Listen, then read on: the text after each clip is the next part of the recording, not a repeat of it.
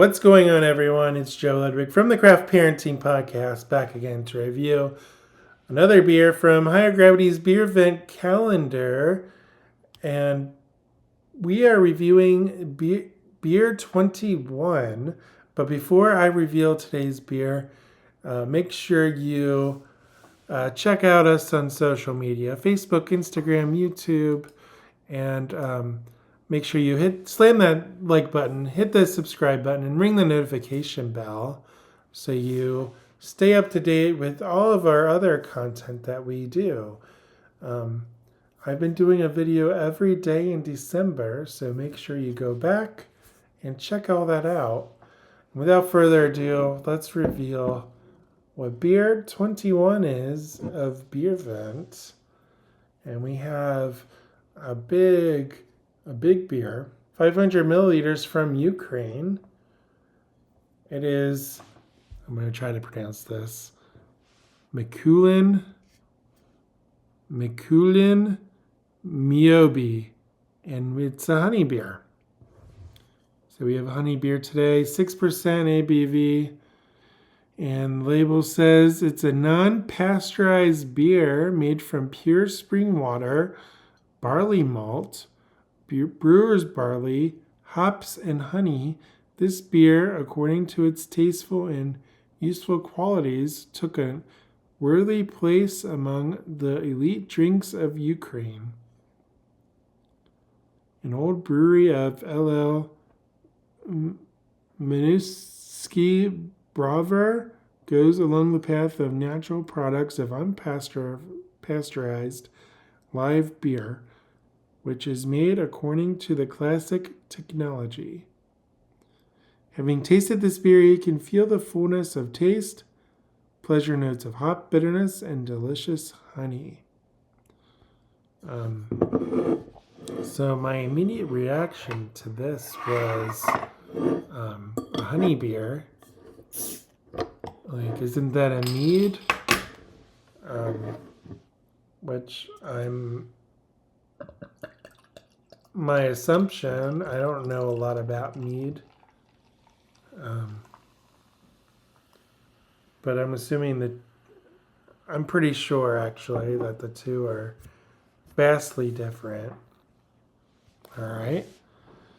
It's a golden body, very bubbly, very carbonated. You probably can't see that though. A little bit of head. Let's see how it smells. There's a strong beer-flavored beer smell. Let's see how it tastes.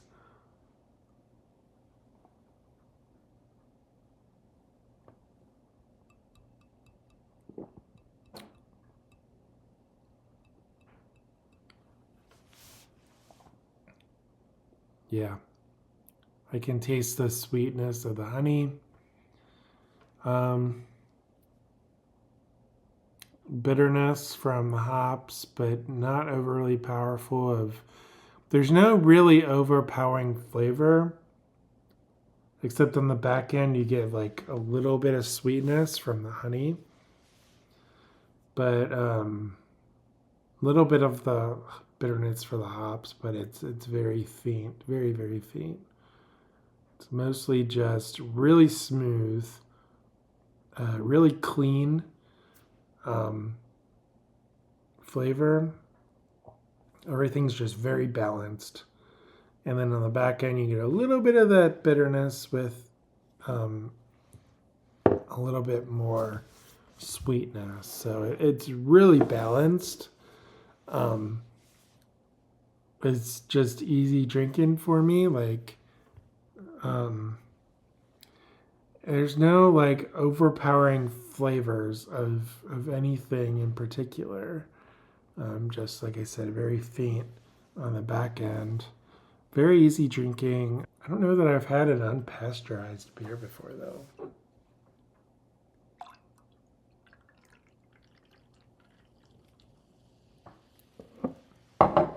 I don't know. That was a weird call out for me. Is all beer non-pasteurized? Maybe? Can I ask ChatGPT that? Okay. It says it's not pasteurized. That's a weird call out then. I didn't think it was. I don't know. I don't know why they called that out. Why did they call out natural products of unpasteurized live beer? I don't know. I didn't think beer was pasteurized, but for some reason they called it out. The AI says, by the way, no, most beer is not pasteurized, especially craft beer. Pasteurization heats beer to kill yeast and microbes. This extends shelf life, makes beer more stable for shipping and long storage, slightly reduces flavor and aroma complexity. Beers that are usually pasteurized are large commercial beers. It names names. So your macro beers. Beers meant to sit warm on shelves for long periods, and many import beers. I did not know that. Learn something new every day. But it also says beers that are usually not pasteurized. Most craft beer, fresh styles like IPA, pale ale, hazy, sour, and many saisons. Beers sold cold and meant to be consumed fresh. So these are beers and beer styles that are typically not pasteurized. So I guess the point is it's an import, but it's not pasteurized. I guess that's the reason they called it out. I mean, I think Guinness, not to call anyone out, but pretty sure that Guinness is made in the U.S. Is that right? They have like their own brewery in the U.S. I could probably look that up too. Yeah, this is a really good beer. So this is a really good beer. Happy I could try a honey beer. I don't think I've tried a honey beer. Caroline and I brewed a brown ale with honey and brown sugar. That was really good, by the way. We brewed it and it was ready in time for Easter. So we had the honey baked ham, the brown ale with the brown sugar and honey. All I really did was raise the ABV. It was like a 7% ABV. And we brought it to Easter. It may have been 2018, 2019. It was 2018 probably. Today was another big day. Went to church in the morning, chilled in the afternoon. Purposefully did not watch the Bengals, so I don't know if they won or lost. I don't really care at this point. And then we went to the zoo for the Festival of Lights. We went early. We went at we got there at 3:30, 4, something like that. Walked around, saw the predators, the night predators or whatever. We saw the manatees. We walked through the elephant area, but no elephants were out because it was cold. But met up with some friends and their kids. We had a lot of kids. They have quite a few kids. I think they have 4 kids. We have just the 2.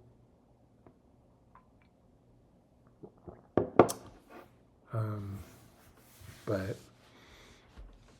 went through the jellyfish fields under the sea, or whatever they call it. The Cincinnati Zoo's Festival of Lights is spectacular. I don't know if every zoo does it, but Cincinnati does a really good job. Except the bridge was out for some reason. Like the lights weren't going on the bridge. I hope they fix that, but you know, it's tough. I know there's a controversy over green bottles. Green lets the light in, even more so than brown, I think. I mean, they both let the light in, so any bottle will let light in, which is why everyone's moving the cans. It's one of the reasons.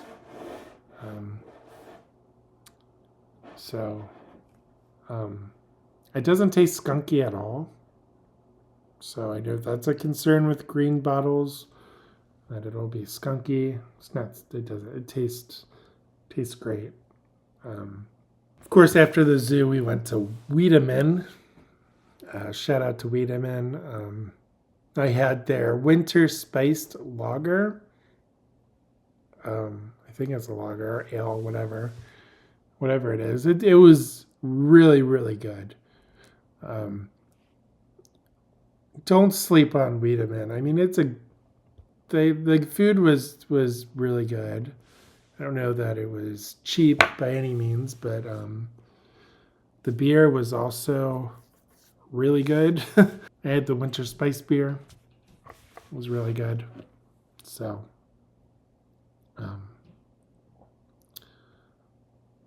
I don't think they bottle it or anything, but I mean, they had a limited selection of cans. I didn't really go through it.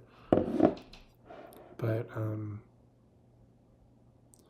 Wiedemann, that's like the only place we can go to after the zoo now, because Tasperporium and Listermann closed. So, if there's like a new brewery that's by the zoo, let me know. Because I think Wiedemann is the only one that's in that area now. I'm going to continue to sip on this, and I'll be back here tomorrow for day 22. We are in the final countdown of Beervent 2025. If you want to follow me personally, I'm Joe T. Ludwig on Instagram. I sometimes write funny words on the internet. So you can come follow me on Instagram and Facebook. And Caroline, of course, my co-host, is Caroline Creates Crafts on Instagram and Facebook. Thank you for hanging out, and I will see you tomorrow. Cheers.